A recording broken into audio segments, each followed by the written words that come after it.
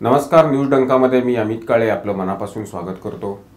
मित्रांनो, आज महाराष्ट्रातला शेवटचा आणि 5वा मतदानाचा टप्पा पार पडतोय आणि आत्तापर्यंत झालेल्या 4 टप्प्यांचं मतदान आणि आजचं होणारं 5व्या टप्प्यातलं मतदान या सगळ्या पार्श्वभूमीवर बोलण्याकरता आज आपल्या स्टुडिओमध्ये ज्येष्ठ पत्रकार आणि मुंबई चौफेरचे संपादक श्री प्रफुल्ल फडके आज स्टुडिओमध्ये उपस्थित आहेत. मी त्यांचं मनापासून स्वागत करतो.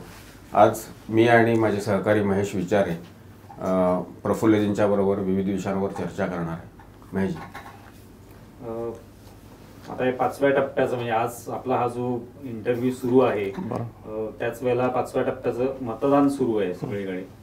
अजूनही पूर्ण जी काही टक्केवारी आहे ती हाती आलेली नाही, पण महाराष्ट्र हा सगळ्यात केंद्रस्थानी आहे. म्हणजे एकूणच देशामध्ये विविध राज्यांमध्ये काय होईल त्याविषयी अंदाज व्यक्त केले जात आहे, पण महाराष्ट्र हा केंद्रस्थानी आहे. कारण महाराष्ट्रामध्ये ज्या काही घडामोडी घडल्या गेल्या 2.5-3 वर्षामध्ये, या सगळ्यामुळे काय नेमके परिणाम होतील लोकसभा निवडणुकीत याविषयीची खूप चर्चा आहे. तर तुम्ही एक पत्रकार म्हणून तुम्ही अनेक ठिकाणी फिरत असता, अनेक ठिकाणी निवडणुका कव्हर केलेल्या आहेत, त्या ठिकाणी जाऊन पाहिलेलं आहे काय वातावरण असतं. तर काय तुम्ही पहिला विचार तुमच्या मनामध्ये येतो की आता इकडचा 20 मे म्हणजे हा शेवटचा टप्पा संपला महाराष्ट्रातला? सरासरी 60% ते 70% संपूर्ण देशात पहिल्या 4 टप्प्यांपर्यंत मतदान झालेलं आहे. आणखीन तोच फ्लो शेवटपर्यंत राहणार आहे, त्याच्यात काही फारसा बदल होणार नाही. परंतु मतदानाची टक्केवारी कमी झाली असं चिंता करायची काही गरज नाही आहे, कारण मागच्या तुलनेत मतदान वाढलेलंच असतं. कारण 5 वर्षात साधारण प्रत्येक मतदारसंघात 1.5 ते 2 लाख मतं वाढलेली असतात. म्हणजे वाढलेल्या मताचा टक्का वाढतो त्याप्रमाणे ती टक्केवारी कमी येत असते, त्यामुळे तो फ्लो तेवढाच राहणार असतो. जी करायची ती ठराविक करतातच. दुसरं की आता आपल्याला महाराष्ट्राचाच फक्त मुद्दे घ्यायचं झालं तर या 3-3.5 वर्षाचा जर बदललेलं राजकारण आहे त्याचा काही परिणाम लोकसभेच्या निवडणुकीवरती होणार नाही. कारण निवडणुका आल्यावरती कुणी तयारीला लागत नाही ना. मतदार हा काम पाहतो. आता तो काळ गेलेला आहे की प्रचार सभांमधून मत तयार करण्याचा.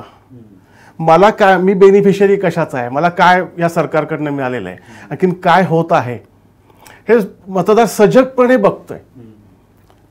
त्यामुळं सत्तांतर तर बिलकुल होणार नाही. किती या लोकांनी प्रचाराची पातळी खालवली असेल तरी सुद्धा. तुमचे बोल्ड स्टेटमेंट वाटत नाही मला असं वाटतं, कारण का एक जनरली सगळीकडे असंच वातावरण आहे की सहानुभूती मिळेल. नाही, कशाची सहानुभूती, कुठल्या गोष्टीची सहानुभूती आणि कुठल्या गोष्टी भावनिक पातळीवरती न्यायच्या. भावनेपेक्षा व्यवहाराला जास्ती महत्त्व असतं ना. की कुठल्या, आता आपण प्रत्येक पक्षाचाच विचार करू की उद्धव ठाकरेंना भावनिक केलं, त्या भावनेचा सर्वसामान्य जनतेशी संबंध काय? तुम्ही तुमच्या वडिलांना वचन दिलं म्हणून तुम्ही मुख्यमंत्री झालात, मतदारांना वचन दिलं तसं काहीच नाही. एक जाहीरनामा घेऊन तुम्ही निवडणुकीला विधानसभेच्या येता, एकत्र लढवता, मतदार कौल देतात तुम्हाला, आणखीन तुम्ही सरकार स्थापन करत नाही. मग त्या भावनांचा विचार, मतदारांच्या भावनांचा विचार कुणी करायचा? आणि ही लोकसभेची निवडणूक आहे. आजच्या परिस्थितीमध्ये कितीही कशाही प्रकारचा देश पातळीवरती प्रचार झालेला असला तरी कामावरतीच लोक, विकासावरतीच मतदान करणार आहेत. एक मला प्रफुल्लजी असं विचारायचं आहे, म्हणजे आता मुंबईपुरतं आत्तापर्यंत 4 टप्पे जे झाले त्यात महाराष्ट्राचा ग्रामीण भाग होता. तर मग या ग्रामीण भागातले जे प्रश्न आहेत, तिथले जे स्थानिक प्रश्न आहेत, म्हणजे तुम्ही म्हणताय निवडणूक लोकसभेची आहे, देशस्तरावरच्या वेगवेगळ्या विषयांवरती प्रचाराच्या माध्यमातून चर्चा झाली आणि होणंही अपेक्षित आहे. पण ग्रामीण भागामध्ये सिंचनाचा प्रश्न असेल, दुष्काळ असेल, शेतीमालाला हमीभाव मिळत नाही तो विषय असेल, कांदा निर्यात असेल, हे प्रश्न जे प्रचारात तयार झाले आणि यावर शरद पवार असतील किंवा काँग्रेसचे नेते असतील यांनी महाराष्ट्राच्या ग्रामीण भागामध्ये प्रचार केला, तर याचा परिणाम या निवडणुकीत काय होईल असं वाटतं तुम्हाला? काहीही होणार नाही. हे सगळे महागाईशी संबंधित प्रश्न आहेत सगळे. हा, अगदी त्यांनी आणि एक दुसरा म्हणजे काँग्रेस, म्हणजे ही जी इंडिया आघाडी आहे, महाराष्ट्रातली महाआघाडी, महाविकास आघाडी, यांनी बेरोजगारी, महागाई, गॅस सिलेंडरचा वाढलेला भाव आणि संविधान बदलणार आहे, आता ते संविधान बदलणार आहे, कुठनं टूम काढली आहे काय मी माहिती सांगतो तुम्हाला, अगदी सविस्तरपणे सांगतो याच्यात. आता गॅस दरवाढीचा मुद्दा पहिल्यांदा त्यांनी घेतला की त्याला 400 रुपये होता ना, आता 1100 रुपये. वास्तविकता 1100 रुपये नाही, तो 802 रुपये किंमत आहे. पण 2014 पूर्वी 400 रुपये सिलेंडर होता, त्याला तुमचा पगार किती होता? 10 वर्षात तुमचे पगार दुप्पट झालेत की नाही? मग काँग्रेस असं करणार आहे का, तुम्हाला जुन्या पगारात नेणार आहे का परत? महागाईच्या प्रमाणात हे वाढतंच. दुसरी गोष्ट सगळ्यात महत्त्वाची, काँग्रेसला तर हे बोलण्याचा अधिकारच नाही आहे. याचं कारण पूर्वी 2010 पर्यंत पेट्रोलियम पदार्थ आणखीन गॅस सिलेंडरच्या किमती ठरवण्याचा अधिकार सरकारचा होता. मनमोहन सिंग सरकारच्या काळामध्ये त्यांनी तो कंपन्यांना दिला आणि आता दर त्यांनी ठरवायचे. हा अधिकार सरकारचा देण्याचं काम कोणी केलं? तो जर सरकारकडे असता तर भाजपनं फुकटही दिला असतं ना, मोदी सरकारनं फुकटही दिला असतं, 100 रुपयात दिला असता. गॅस उत्पादन आपल्याला काय अवघड नाही आहे.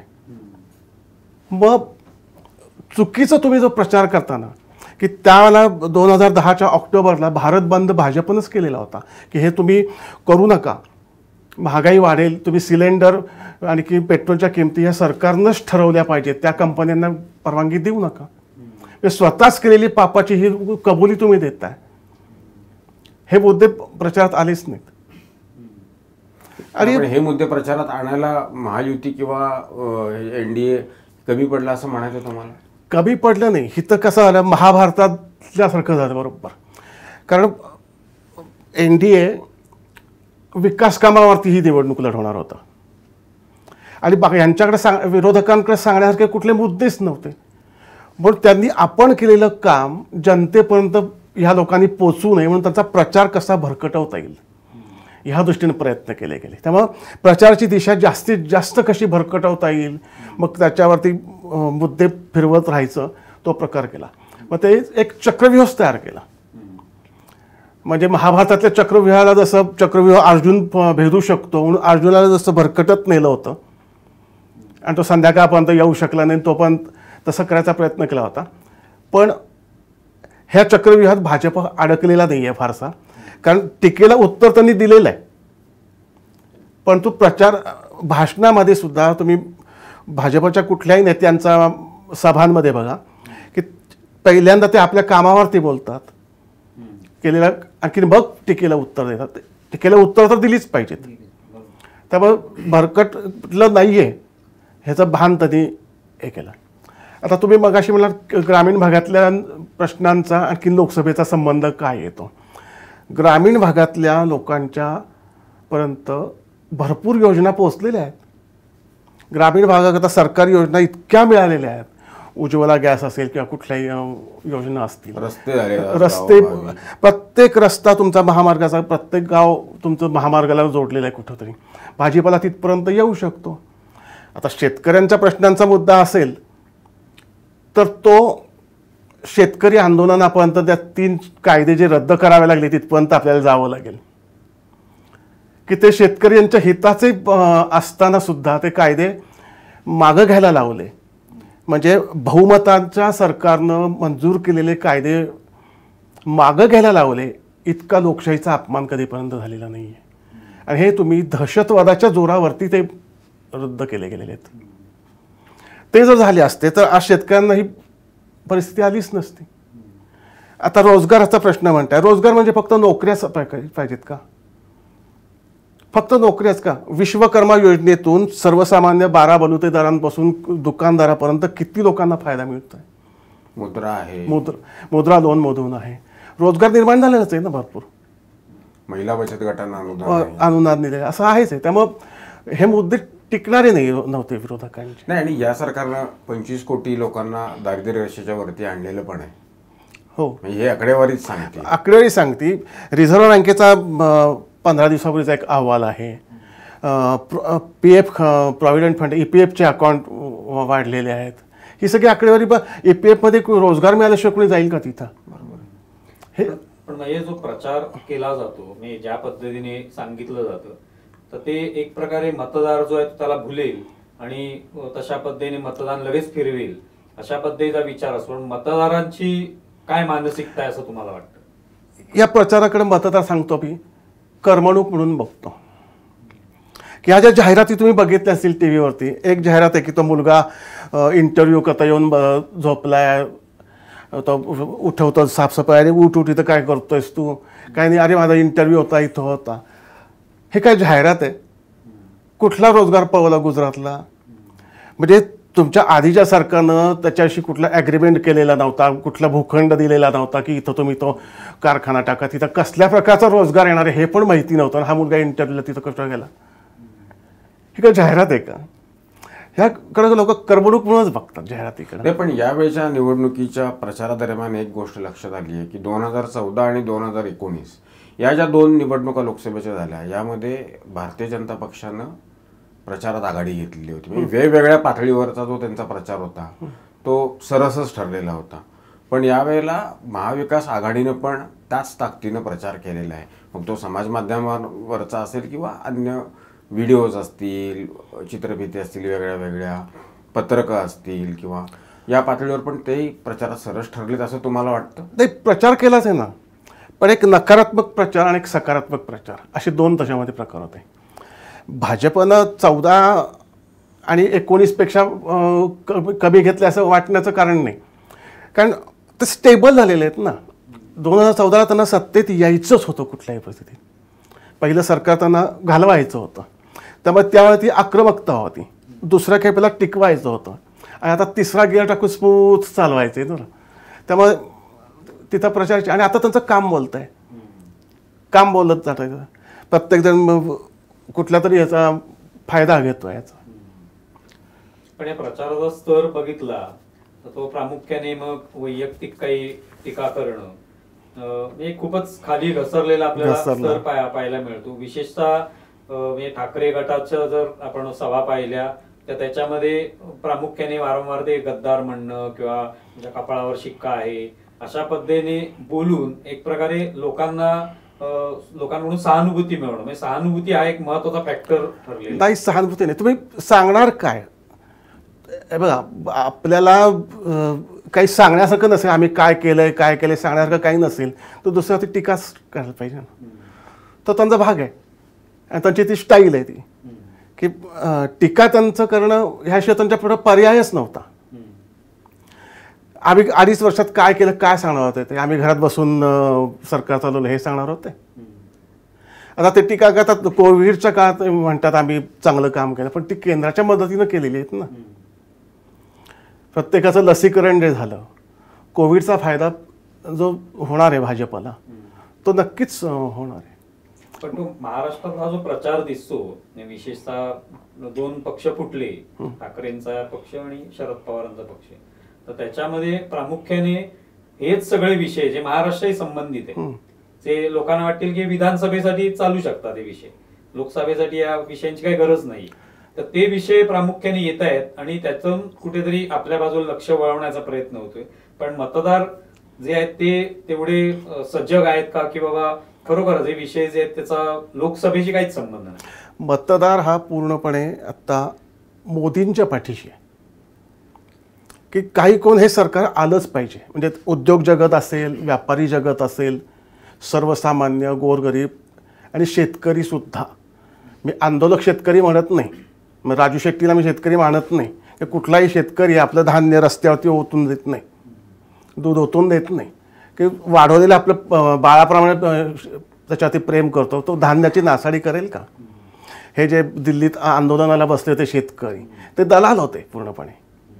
त्याला कॅनडासारख्या त्या खलिस्तानी चळवळीचं त्याला पाठबळ होतं स्पष्टपणे. हे कसे शेतकरी असतील? प्रामाणिक शेतकरी, आपला जो खरा शेतकरी आहे ना तो ह्यांच्या पाठीशी की आपल्याला हे पाहिजे.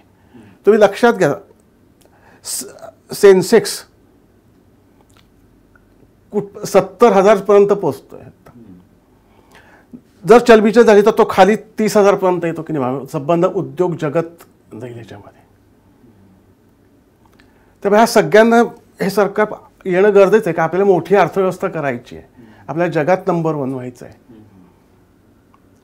त्यामुळे हे प्रचारात हे त्यांचं काम होतं, एनडीए सरकारचं, मोदी सरकारचं काम चांगलं होतं, त्यांना काही वेगळं सांगायची गरज भासली नाही. पण यांच्याकडे काहीच मुद्दे नसल्यामुळे त्यांना वैयक्तिक टीका करण्यापलीकडे म्हणजे भाजपकडून जो प्रचार केला गेला की स्वतः नरेंद्र मोदींनी पण अनेकदा भाषणांमध्ये हे सांगितले की इथल्या उमेदवाराला दिलेलं मत हे मला मिळणारं मत आहे. बरोबर.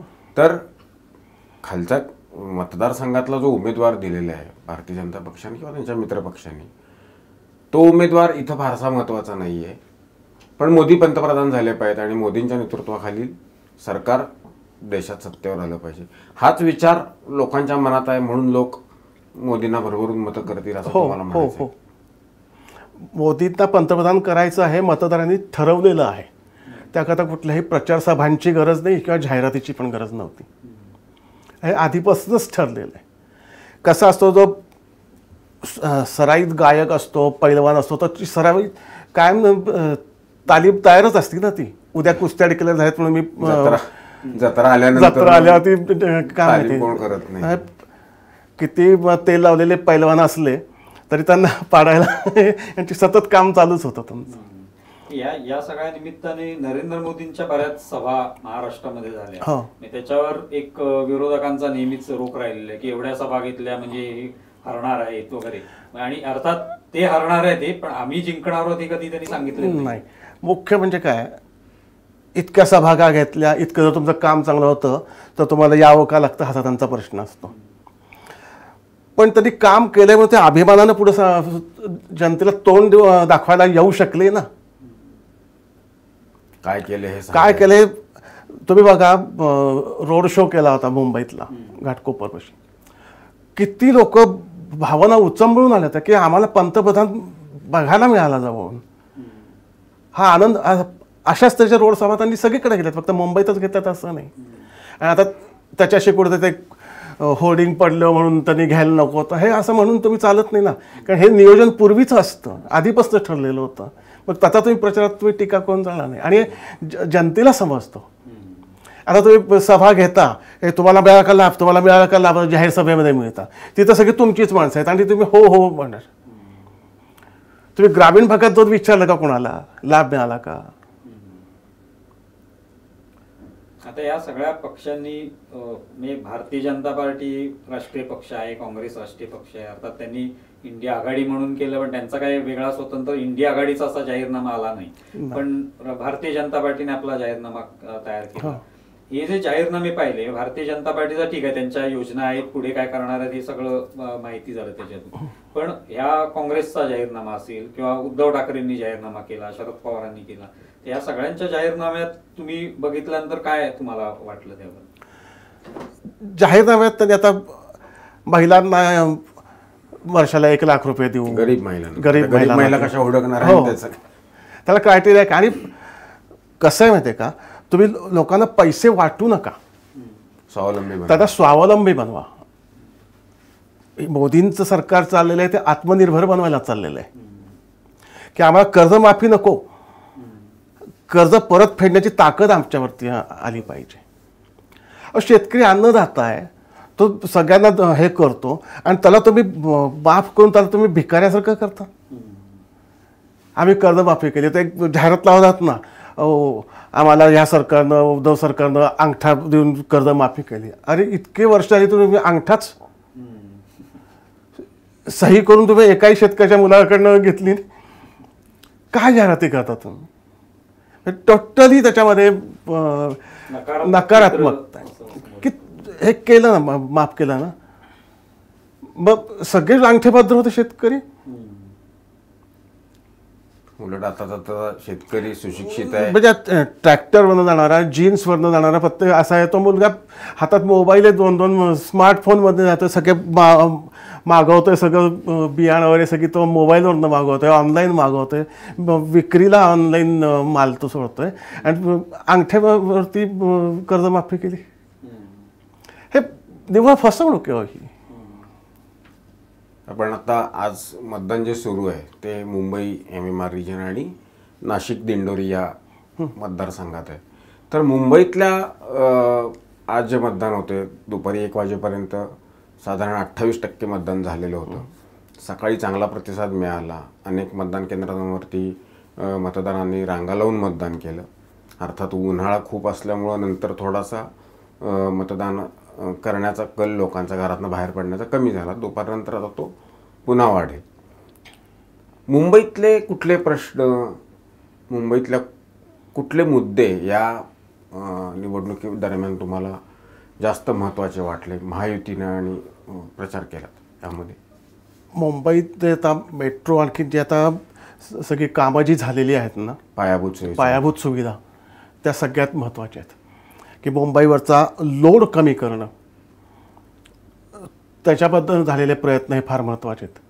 इन्फ्रास्ट्रक्चर जे आहे की आता ट्रेन इतक्या वंदे भारत ट्रेन असतील.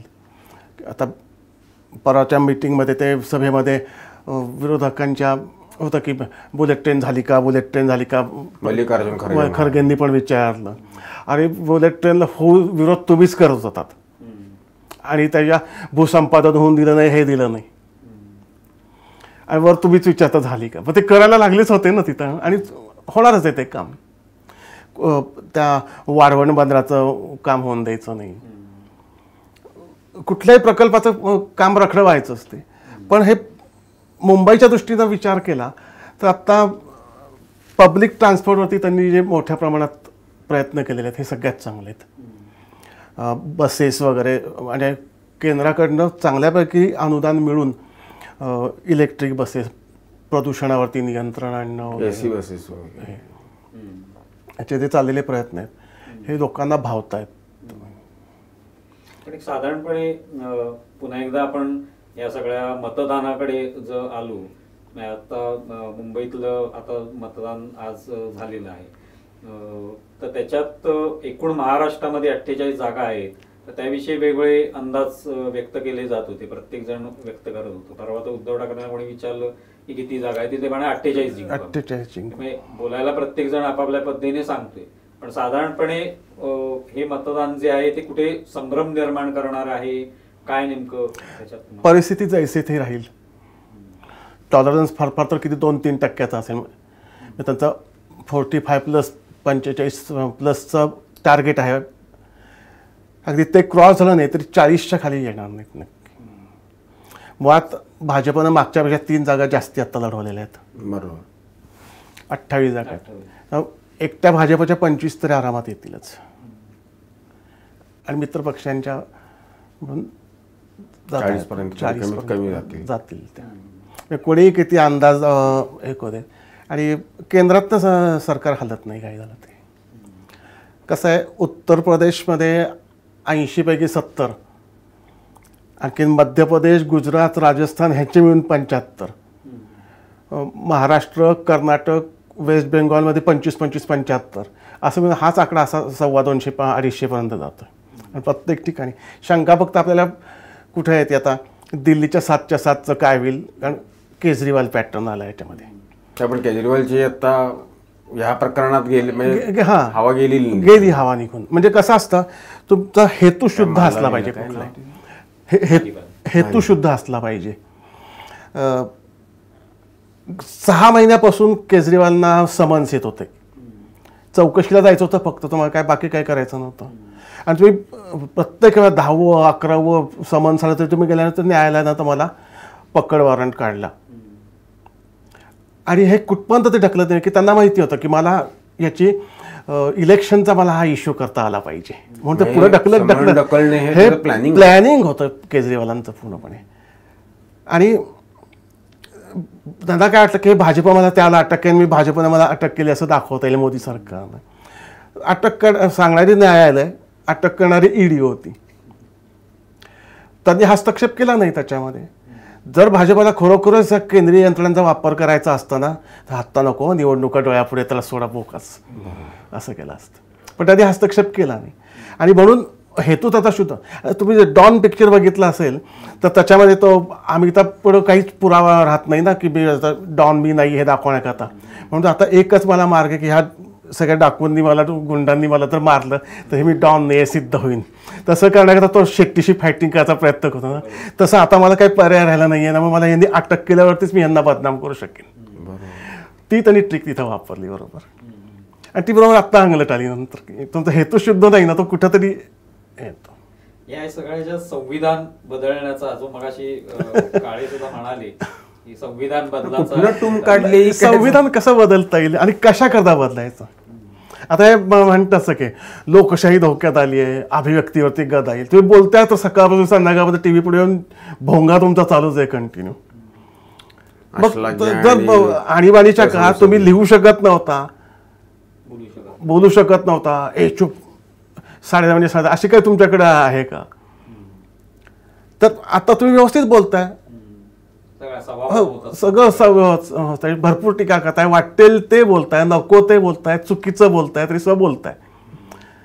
मग जर संविधान बदलायचं असतं, लोकशाही धोक्यात आली असती तर तुम्ही हे बोलू शकला असता का. बोलायला काही नाही म्हणून काही बोलायचं हा त्यातला हेतू. संविधान वगैरे काही बदललं जाऊ शकत 400 पार करायचे नाही. म्हणजे 400 पार वरनं मला एक तुम्हाला विचारायचं आहे की 400 पार एक ढोबळ मानानं मोठी लोकांच्या लक्षात येते की 400च्या वर जागा हे मोदींचं टार्गेट आहे. त्याच्या मागे ते तसं नाहीये. ते काय ते जरा उलगडून सांगा आपल्या प्रेक्षकांना. आता याच्याबद्दल 3 मुद्दे मला पहिल्यांदा सांगायचे. एक तिसरी ह्या लोकांना काय वाटतं की नेहरू गांधींशी यांना बरोबरी करायची. नेहरू सलग 3 वेळा पंतप्रधान झाले म्हणून यांना तिसऱ्यांदा व्हायचं आहे. इंदिरा गांधींच्या हत्येनंतर काँग्रेसला जे पाशवी बहुमत मिळालं होतं 400 पार होतं आणि त्याची बरोबरी करायची म्हणून 400 पार करायचे. पण असं काही नाही आहे. भारतीय जनता पक्ष किंवा यांचं नियोजन असतं. आज उठलं आणखी कामाला लागलं असं नसतं. त्यांचं पुढच्या 10 वर्षाचं मोदींचं विजन बघा 24x7 आणि 2047.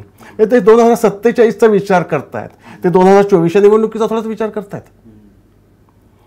आणि फक्त स्वतःचा विचार करतायत का ते. 2047 ते 100ही उलटलेली असेल त्यांनी, पण तरी सुद्धा ते विचार करतायत ना, देशाचा विचार करतात. यात राष्ट्रहित महत्वाचं आहे. आता बघ 70 साल नंतर आपल्याकडं लोकसभेची पुनर्रचना झालेली नाही आहे. साधारण मतदारसंघाच्या आकारमानाप्रमाणे खासदार असतो. म्हणजे पूर्वी 1 लाखाला 1 आमदार आणि 3 लाखाला खासदार होता. नंतर ते 5 लाखाची लिमिट. आज 25 लाखाचे मतदारसंघ आहेत लोकसंख्येचे लोकसभेचे. मग तो खासदार किती पुरेसा पडणार आहे ना. मग खासदारांची संख्या वाढवली पाहिजे. आता 2-1.5 वर्षापूर्वी आपण नवीन संसदेत गेलोय. त्याची कपॅसिटी किती आहे 1000 सदस्यांची. आता आपण 543-44 वरतीच आहे ना. मग 2026च्या लोकसंख्येप्रमाणे म्हणजे आत्ता 70 सालच्या ज्याला 55 कोटी लोकसंख्या होती आज 140 कोटी लोकसंख्या आहे आणि त्याला सुद्धा 543च खासदार आहेत. मग तो लोड येतोय ना. मग ती खासदारांची संख्या नवीन रचनेमध्ये बदलणार आहे. मग ती साधारण 750च्या आसपास खासदार होऊ शकतील. महाराष्ट्राचे सुद्धा आत्ता 48 ते 80 पर्यंत जातील. उत्तर प्रदेशचे 100च्या 110च्या पुढे जातील. बिहारचे 84 पर्यंत जातील. कारण महाराष्ट्र, बिहार आणि उत्तर प्रदेश हे सर्वाधिक लोकसंख्येची घनता असलेले राज्य आहेत ना. तिथं वाढतात. हां, त्यामुळे इकडं खासदार संख्या वाढणार. दक्षिणेत कमी होतील. आता तामिळनाडूचे 39 आहेत, ती 25 पर्यंत येतील. केरळचे 10 पर्यंतच येतील लोकसंख्येच्या प्रमाणात. मग खासदार संख्या जर तुमची 750 झाली तर तुम्हाला 370च्या पेक्षा जास्ती पाहिजेत बहुमताला. आज 272 आहेत ते बरोबर. म्हणून भाजपला 370 आणि आयडियल बहुमताकरता 400 पार. ही ती गोष्ट आहे. ही 2026ची आणि 2029च्या निवडणुका त्या पद्धतीने होऊ शकतात. आतापासूनच ते विचार हो, तुम्ही आता विचार केलाच पाहिजे ना. 2029च्या निवडणुकीला 400 पार बहुमतासाठी पाहिजे आतापासून बिंबवण्याचं. म्हणजे आता आम्ही तयार आहे ना. ही रंगीत तालीम आहे. 2029च्या निवडणुकीची ही रंगीत तालीम आहे. म्हणजे 400 जरी मिळाले नाहीत, 400 पार नाही झाला तरी सुद्धा आत्ता त्यांच्या 330 आहेत ना. 350-370 इथपर्यंत जातील, म्हणजे आम्ही जाऊ शकतो. कारण त्याला नवीन उमेदवारही वाढणार असतील, त्यातले पण काहीतरी मिळणारच ना. त्याच्या मागचं कारण आता इंडी आघाडीचं म्हणजे खूप आधीपासून ही चर्चा झाली, निवडणुकांची सगळी घोषणा होण्याच्या आधीपासून इंडी अलायन्स एकत्र आली आणि सगळं ते चालू झालं. पण किती इम्पॅक्ट त्याचा झालेला आहे असं तुम्हाला वाटतं? म्हणजे कारण मुळातच म्हणजे त्याच्यात काय भारतीय जनता पार्टीने काय आरोप केले म्हणून नव्हे, पण कधी त्यांच्यात काय एक वाक्यता आहे, एकजूट झालेली आहे बिलकुल असं कधी दिसलं? ती आघाडी अजून झालीच नाहीये, फक्त नाव डिक्लेअर केलेलं आहे ते. कारण प्रत्येक जण आपल्या आपल्या शेवटी टीमवर्क लागतं. तुम्ही बघा इंडिया आघाडीचा प्रचार, NDAचा प्रचार बघा, मोदींच्या अगदी वरपासून खालच्यापर्यंत प्रचार बघा. प्रचारात सगळ्या पक्षाचे तिथं एकत्र असतात. जाहिरातीसुद्धा त्यांच्या सगळ्या पक्षांची म्हणून एकत्रित असायची. हे प्रत्येकजण आपापलं ठरवतंय. उमेदवार ठरवायला वेळ लागला म्हणून टीका झाली, पण सगळ्यांनी एकमत करून उमेदवार निवड. अगदी महाराष्ट्राचाच विचार करायचा की मुंबईतले डिक्लेअर करायला वेळ लागला, इकडले. पण इकडं काय सांगलीतला यांनी परस्पर डिक्लेअर करून मोकळ्याला शरद पवार त्याच्यावरती स्टेटमेंट देतात. अरे मलाही टीव्हीवरतीच कळालं, भिवंडीचं राष्ट्रवादी मोग एक वाक्यतच नाही. हे महाराष्ट्रातली परिस्थिती. इंडिया आघाडीत मी आहे म्हणून ममता बॅनर्जी तिकडं म्हणतात, घटकेत म्हणतात बाहेरून पाठिंबा, घटकेत म्हणतात आम्ही स्वतंत्र लढतात. त्याच्या आधिरंजन चौधरी ममतावरती टीका केल्यावरती खरगे म्हणतात आम्ही त्यांना पक्षातनं काढून टाकू. आधिरंजन चौधरी तर ममता बॅनर्जींच्या बाबतीत असं म्हणाले हो की ह्यांना मतदान देण्यापेक्षा भारतीय जनता पक्षाला मतदान असं म्हटले, म्हणून ते लगेच खरगे म्हणाले त्यांना काढून टाकू आम्ही पक्षात. म्हणजे मुळात पक्षांतर्गत म्हणजे मुळात काँग्रेसमध्ये एकजूट नाहीये, त्यांच्या मित्र पक्षांच्यात एकजूट नाहीये. हे चित्र महाराष्ट्रामध्ये पण तेच. आणि आता लोकांना मोदी हवेत. मग तिथं मग आत्ता कोण आपला उमेदवार आहे म्हणा की एक निष्ठेनं, म्हणजे ज्याला मागच्या निवडणुकीत अनेक असे म्हातारेवरे लोक होते, अरे मला इथं मोदींचं चिन्ह दिसत नाही, कमळ नाही, मी कशाला मतदान करू, असे सुद्धा भावनिक होऊन विचारतात. आणि ती अजूनही आहे. आता एक मुंबईचा जर विचार करायला झाला तर उज्ज्वल निकम हे इकडचे उत्तर मध्यचे उमेदवार आहे. पण ते उमेदवार झाल्या म्हणजे यापूर्वी पण आपण पाहिलं की त्यांनी अनेक महत्वाच्या प्रकरणांमध्ये वकील म्हणून भूमिका बजावलेली आहे आणि जे काही आरोपी असतील त्यांना शिक्षेपर्यंत त्यांनी पोहोचवलेलं आहे. अशा याच्यामध्ये ते उमेदवार झाले भारतीय जनता पार्टी, त्याबरोबर लगेच त्यांच्यावर आक्रमण सुरू झालं आणि ते कसे चुकीचे होते, त्यांनी कसं लपवलं काही गोष्टी. अतिशय ती वाईट घटना आहे की एका भारताच्या शत्रूला त्यांनी फासावरती चढवलेलं आहे.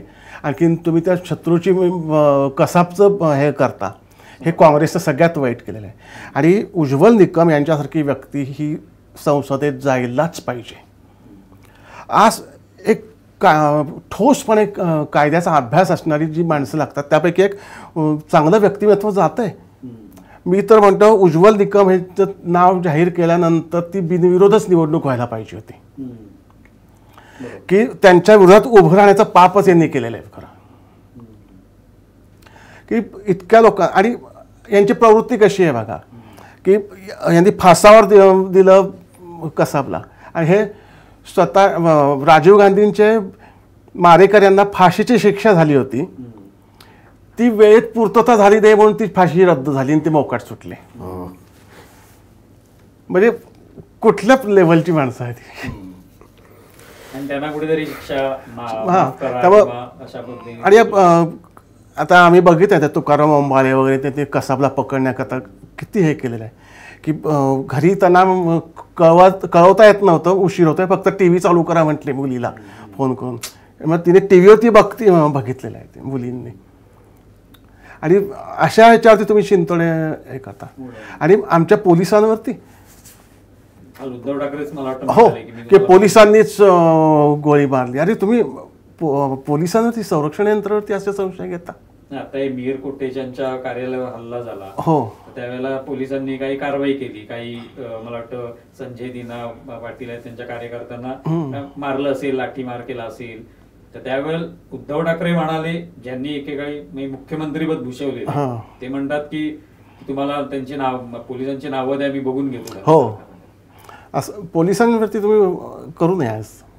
एकंदर जो ट्रेंड आहे तो भारतीय जनता पक्ष आणि NDA आघाडीला पोषकच आहे. म्हणजे प्रचाराचा किंवा कुठल्या याचा अपप्रचार, प्रचाराचा आणि अपप्रचाराचा काही फायदा होईल यांना असं वाटत नाही.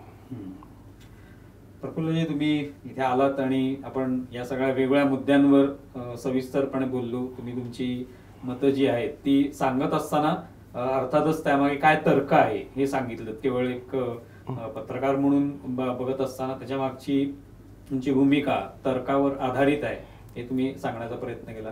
आणि न्यूज डंकामध्ये तुम्ही आलात आणि आमच्याशी या निमित्ताने संवाद साधला त्याबद्दल खूप खूप आभारी. मित्रांनो, आत्ताच आपण प्रफुल्ल फडके यांच्याशी संवाद साधला. तुम्हाला हा व्हिडिओ कसा वाटलाय जरूर कळवा. आमचा व्हिडिओ जास्तीत जास्त लाईक करा, शेअर करा आणि आमचे YouTube चॅनल सबस्क्राईब करा. धन्यवाद. आमचा व्हिडिओ जास्तीत जास्त लाईक करा, शेअर करा आणि आमचे YouTube चॅनल सबस्क्राईब करा. धन्यवाद.